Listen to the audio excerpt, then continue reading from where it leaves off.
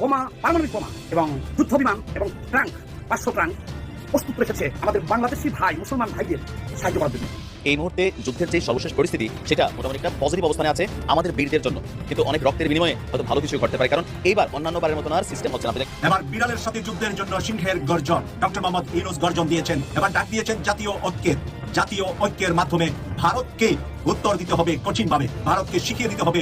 Doctor Mohammad Yunus sir একেবারে India জায়গা মতো মারছে ভাই। তাই তো বলি যে হঠাৎ করে ইন্ডিয়া পাগলামি শুরু করলে কেন?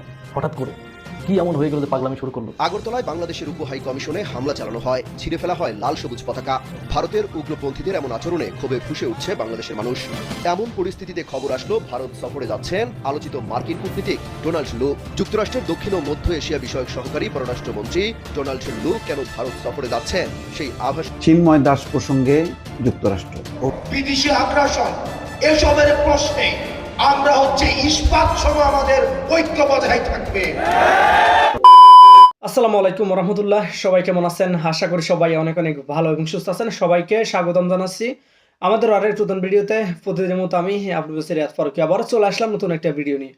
দর্শক, আজকের ভিডিও টাইটেল এবং থাম্বনেল দেখে ইতিমধ্যে বুঝতে পেরেছেন আজকে কি বিষয়টা নিয়ে কথা বলবো। ভিডিওর শুরুতে কিছু অংশ বিশেষ দেখে ইতিমধ্যে বুঝতে পেরেছেন ভিডিওর অংশ বিশেষ। তো দর্শক, আর বেশি কথা বলছি না, আমরা ভিডিওর বাকি অংশগুলো দেখে আসবো। তার আগে আপনাদেরকে ছোট্ট একটি অনুরোধ জানিয়ে রাখতে চাই, যারা আমাদের এই চ্যানেলটিতে নতুন আছেন চ্যানেলটি সাবস্ক্রাইব করে সাথে থাকবেন। যারা ইতিমধ্যে সাবস্ক্রাইব করেছেন তাদেরকে অসংখ্য ধন্যবাদ জানিয়েই মূল আলোচনায় চলে যাচ্ছি। সবাইকে অনুরোধ করবো ভিডিওটি ধৈর্য সহকারে শেষ করবেন। চিন্ময় দাস প্রসঙ্গে যুক্তরাষ্ট্র অভিযুক্ত আটক ব্যক্তিদেরকেও উপযুক্ত আইনি সুযোগ দিতে হবে, এই শিরোনামে দেশ রূপান্তরের খবর। দর্শক, বোঝাই যাচ্ছে যে এখন মার্কিন পররাষ্ট্র দপ্তরের যে ব্রিফিং হচ্ছে সেই ব্রিফিং এ প্রশ্নগুলো একতরফা।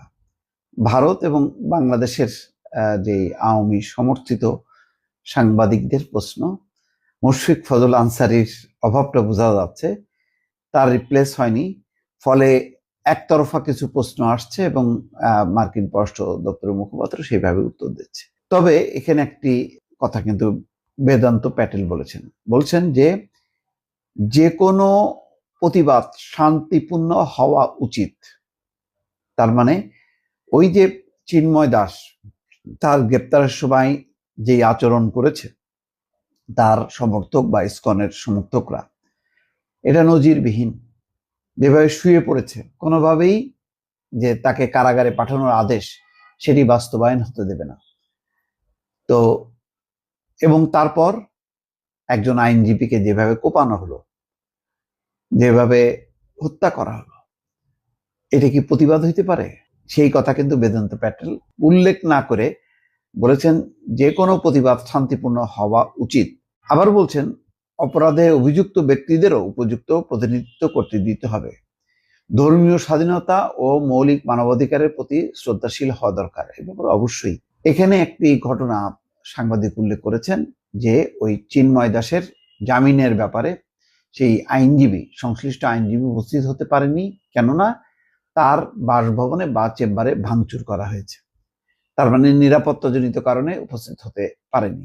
এইটা কিন্তু বাংলাদেশে কোনো গণমাধ্যমে আসেনি, এসছে ভারতীয় একটা ওই যে মলম মার্কা যেই চ্যানেল আছে সেই চ্যানেলের প্রচার প্রপাগান্ডায়, এবং সেগুলি তো বলাই বাহুল্য, তারা যে সমস্ত ভাঙচুরের ছবি টবি দেখায় এগুলো হলো সবই হচ্ছে মিথ্যা, বানোয়াট। যাই হোক, এখন এই ব্যাপারটা আসলে কোনো ব্যাখ্যা পাওয়া যায়নি কিন্তু বাংলাদেশের কোনো গণমাধ্যমে, ফলে বোঝা যাচ্ছে না যে আসলে ঘটনাটা কি, কেন চিন্ময় দাসের জামিনের জন্য মুভ করলো না আইনজীবী। এখানে বলা হচ্ছে যে বাংলাদেশ সনাতনী জাগরণ জোটের মুখপাত্র চিন্ময় কৃষ্ণ দাসকে গ্রেপ্তার এবং কারাগারে প্রেরণকে কেন্দ্র করে অস্থির হয়ে উঠেছে দেশের পরিস্থিতি। তিক্ত সম্পর্ক চলছে প্রতিবেশী দেশ ভারতের সাথে। এবার চিন্ময় দাসের গ্রেপ্তার প্রসঙ্গ উঠে এসেছে যুক্তরাষ্ট্রের পররাষ্ট্র দপ্তরের নিয়মিত প্রেস ব্রিফিং এ। অপরাধে অভিযুক্ত আটক ব্যক্তিদেরকে উপযুক্ত আইনি সুযোগ দিতে হবে এবং মৌলিক স্বাধীনতা ও মানবাধিকারের সঙ্গে আচরণ করা প্রয়োজন বলে মন্তব্য করেছেন মার্কিন পররাষ্ট্র দপ্তরের উপমুখপাত্র বেদান্ত প্যাটেল। এটা মঙ্গলবার যুক্তরাষ্ট্রের পররাষ্ট্র দপ্তরের নিয়মিত প্রেস ব্রিফিং এ একথা বলা হয়। ব্রিফিং এক সাংবাদিক বাংলাদেশে হিন্দুদের বিরুদ্ধে কথিত সহিংসতার কথা উল্লেখ করে যুক্তরাষ্ট্রের পক্ষ থেকে এই উদ্বেগের সমাধান করার কোনো পরিকল্পনা আছে কিনা জানতে চান এ সময় বেদান্ত প্যাটেল বলেন, আমরা প্রতিটি সরকারের সঙ্গে সামঞ্জস্যপূর্ণভাবে কাজ করি যাদের সাথে আমাদের সম্পর্ক রয়েছে। আমরা এই বিষয়ে স্পষ্ট করেছি যে ধর্মীয় স্বাধীনতা এবং মৌলিক মানবাধিকারের প্রতি শ্রদ্ধাশীল হওয়া দরকার। যে কোনো প্রতিবাদ শান্তিপূর্ণ হওয়া উচিত এবং যে কোনো ক্র্যাকডাউন, এমনকি শুধু ক্র্যাকডাউন নয়, যে কোনো সরকারের আইনের শাসনকে সম্মান করতে হবে। এটাও কিন্তু পরোক্ষভাবে জানিয়ে দিলেন। চিন্ময়কে নিয়ে সেটা কিন্তু আমরা সমর্থন করি না। তারই অংশ হিসেবে জনগণের মৌলিক মানবাধিকারকে সম্মান করতে হবে এবং আমরা এই বিষয়ে জোর দেওয়া অব্যাহত। মানে পাবলিক যেমন আইনের প্রতি শ্রদ্ধাশীল থাকবে, সরকারও তেমনি মানবাধিকার বা তার আইনি অধিকার সম্পর্কে সম্মান এবং সেটাকে সংরক্ষণ করতে হবে। এটা হচ্ছে যুক্তরাষ্ট্রের বক্তব্য। এই সময় সেই সাংবাদিক চিন্ময় দাসের গ্রেপ্তার প্রসঙ্গ তুলে বলেন, চিন্ময় দাস ব্রহ্মচারী বাংলাদেশে ইসকনের নেতা। এছাড়াও ইউএস ন্যাশনাল ইন্টেলিজেন্সের প্রস্তাবিত পরিচালক তুলসী গ্যাবার্ডও ইসকনের সদস্য। চিন্ময় দাসকে বেআইনিভাবে গ্রেপ্তার করা হয়েছে, কারাগারে রাখা হয়েছে এবং বাংলাদেশে কোনো আইনজীবী চিন্ময় কৃষ্ণ দাসের পক্ষে দাঁড়াতে রাজি নয়, কারণ তার আইনজীবীকে মারধর করে হাসপাতালে পাঠানো হয়েছে। এই বিষয়ে যুক্তরাষ্ট্র কি কোনো ব্যবস্থা নেবে? জবাবে মামলার বিস্তারিত তথ্য নেই।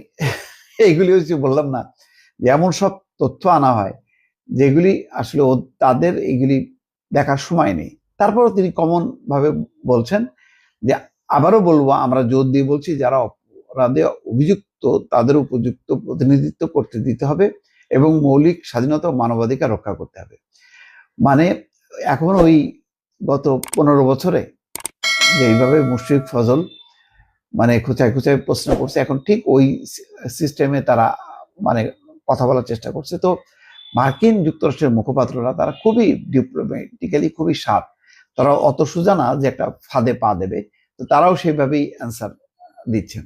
দর্শক ভালো থাকবেন, আল্লাহ হাফেজ। সহকারী পররাষ্ট্রমন্ত্রী ডোনাল্ড ট্রু 3 ডিসেম্বর থেকে 10 ডিসেম্বর পর্যন্ত ভারত, শ্রীলঙ্কা ও নেপাল সফর করবেন। তার সফরের লক্ষ্য হচ্ছে এশিয়ায় যুক্তরাষ্ট্রের প্রধান অংশীদারদের সঙ্গে সহযোগিতার সম্পর্ক জোরদার এবং আঞ্চলিক সমৃদ্ধি ও নিরাপত্তার উন্নতি করা। স্থানীয় সময় সোমবার মার্কিন পররাষ্ট্র দপ্তরের এক বিবৃতিতে কথা বলা হয়। এতে বলা হয়, নয়াদিল্লিতে মার্কিন সহকারী পররাষ্ট্রমন্ত্রী লু মার্কিন ভারত ইন্দো প্যাসিফিক অন্তর্ভুক্তিমূলক নীতি প্রয়োগে সহযোগিতা করবেন।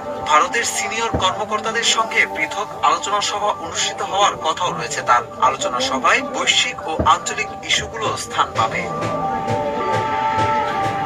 আগামী 5 ডিসেম্বর ডোনাল্ড ট্রু শ্রীলঙ্কার রাজধানী কলম্বো যাবেন। শ্রীলঙ্কায় তিনি টেকসই অর্থনৈতিক প্রবৃদ্ধি, দুর্নীতি দমন, দুই দেশের জনগণের মধ্যে সম্পর্ক জোরদারে যুক্তরাষ্ট্র শ্রীলঙ্কার যৌথ প্রচেষ্টাগুলোকে এগিয়ে নিতে শ্রীলঙ্কার সিনিয়র নেতাদের সঙ্গে বৈঠক করবেন। এরপর লু কাঠমান্ডুতে নেপালের সিনিয়র নেতাদের সঙ্গে পরিবেশ রক্ষায় অগ্রগতি, নারীর ক্ষমতায়ন এবং টেকসই উন্নয়ন ও অগ্রগতি নিয়ে আলোচনা করবেন।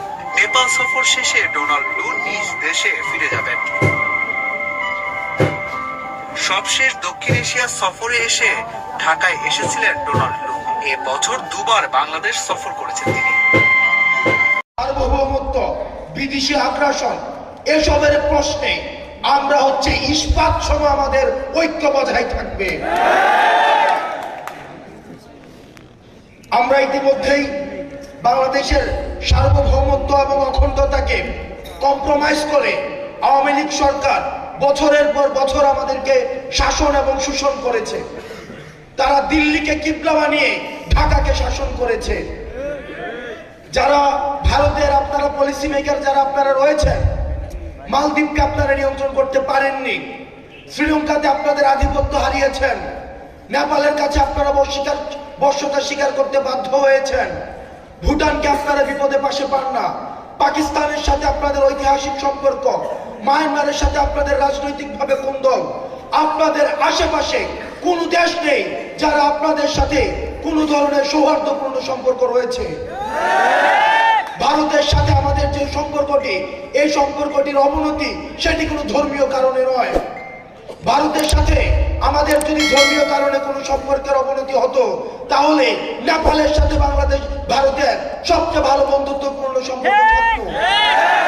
নেপালে 81% হিন্দু হওয়া সত্ত্বেও ভারতের সাথে কোনো ধরনের সুসম্পর্ক নেই। সুতরাং বাংলাদেশের প্রতি ভারত বছরের পর বছর, যুগের পর যুগ যে ধরনের নির্যাতন এবং শোষণ চালিয়ে এসছে, এই শোষণের বিরুদ্ধে আওয়ামী লীগ সবসময় কম্প্রোমাইজের মধ্য দিয়ে ক্ষমতায় থেকেছে।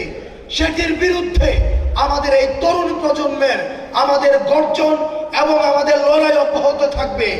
আর কখনোই কোনোদিনও আমাদের জীবন থাকতে সাদিদের রক্ত যতদিন আমাদের মনে আছে, ওয়াসিমের রক্ত আমাদের যতদিন মনে আছে, মুগ্ধ এবং সাইদের রক্ত আমাদের যতদিন মনে আছে, ততদিন পর্যন্ত ভারত এই বাংলাদেশে আর কোনোভাবে আধিপত্য বিস্তার করতে পারবে না। ভারতের সাথে চোখে চোখ রেখে আমাদের কথা হবে, সম্পর্ক হবে ন্যায্যতার ভিত্তিতে। প্রিয় সহযোদ্ধা, 5 আগস্ট ছিল আমাদের প্রাথমিক বিজয়, কিন্তু আমাদের যে সামনের যে রাস্তা, সেই সামনের রাস্তা আরো বেশি কণ্টকাকীর্ণ। আমাদের এই কণ্টকাকীর্ণ রাস্তাকে অতিক্রম করার জন্য আমাদের ঐক্যবদ্ধ থাকতে হবে। আমাদেরকে দেশি বিদেশি ষড়যন্ত্র অব্যাহত রয়েছে, আমাদের নিজেদের মধ্যে ক্ষমতা কাঠামো নিয়ে দ্বন্দ্ব রয়েছে। ভবিষ্যতে কে ক্ষমতায় যাবে সেগুলো নিয়ে আমাদের নিজেদের মধ্যে অনেক প্রিন্সিপালসগত মত পার্থক্য রয়েছে। আমরা সবাইকে অনুরোধ জানাবো, আমাদের মত পার্থক্য, আমাদের এটি যেন পরমত সহিষ্ণুতার মধ্যেই থাকে। এই পরমত সহিষ্ণুতা কখনোই যেন আওয়ামী লীগের মতো আগ্রাসী মনোভাবে পরিণত না হয়। আমাদের পরমত সহিষ্ণুতা থাকবে, মত পার্থক্য থাকবে, দ্বিমত প্রকাশ থাকবে, তবে সেটা হবে রাজনৈতিক, সেটা হচ্ছে সৌন্দর্যের কালচারের মধ্য দিয়ে। সেটা যেন আর কখনোই আওয়ামী লীগের মতো দমন পীড়ন, গুম খুন হত্যার রাজনীতির মধ্য দিয়ে আর কখনোই কনভার্ট না হয়। এবং সেটির যে দায়ভার, এই দায়ভার এই মঞ্চে যারা রয়েছে তাদের এবং আমাদের সামনে যারা রয়েছে আপনাদের। আমাদের ঐক্যর ডাক, আমাদের যে আহ্বান, আমাদের যে লড়াই, আমাদের যে সংগ্রাম, এই সংগ্রাম অব্যাহত থাকবে। আপনারা ভালো থাকবেন, সুস্থ থাকবেন। আমাদের যে 24 পরবর্তী আমাদের যে স্বপ্নের বাংলাদেশ আমরা দেখছি, এই বিনির্মাণে আমরা সবাই একসাথে এই বাংলাদেশ গড়ব। আসসালামু আলাইকুম ওয়া রাহমাতুল্লাহ। তো প্রিয় দর্শক, ভিডিওটি সম্পর্কে আপনার মতামত দ্রুত কমেন্টে জানিয়ে ফেলুন। আর যদি আমাদের চ্যানেলটিতে নতুন থাকেন অবশ্যই আমাদের চ্যানেলটি সাবস্ক্রাইব করে সাথে থাকবেন। এতক্ষণ সাথে থাকার জন্য সবাইকে অসংখ্য ধন্যবাদ। ভালো থাকবেন, সুস্থ থাকবেন। আল্লাহ হাফেজ।